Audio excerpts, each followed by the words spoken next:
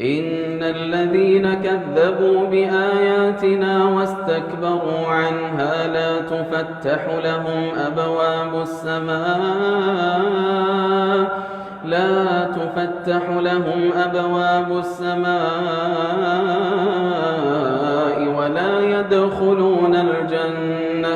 ولا يدخلون الجنة حتى يلج الجمل في سم الخياط وكذلك نجزي المجرمين لهم من جهنم مهاد ومن فوقهم غواش وكذلك نجزي الظالمين والذين آمنوا وعملوا الصالحات لا نكلف نفسا إلا وسعها أولئك أصحاب الجنة هم فيها خالدون ونزعنا ما في صدورهم من غل تجري من تحتهم الأنهار وقالوا الحمد لله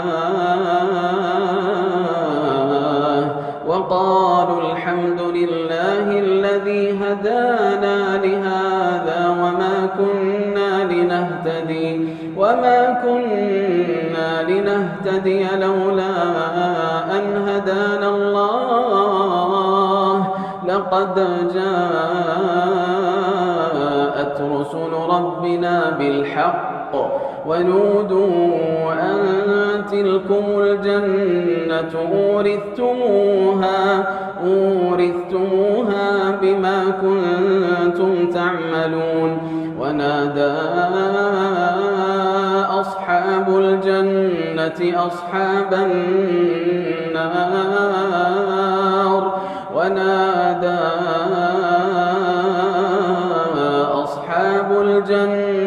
أصحاب النار أن قد وجدنا ما وعدنا ربنا حقا فهل وجدتم ما وعد ربكم حقا قالوا نعم فأذن مؤذن بينهم اللعنة الله على الظالمين الذين يصدون عن سبيل الله ويبغونها عوجا وهم بالآخرة كافرون وبينهما حجاب وعلى الأعراف رجال